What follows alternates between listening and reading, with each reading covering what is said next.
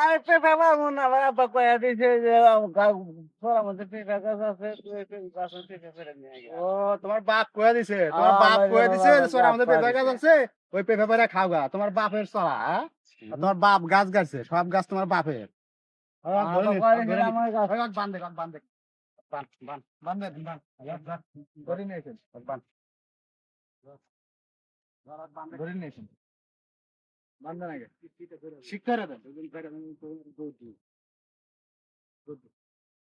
এই গেল রে, ধর ধর ধর ধর ধর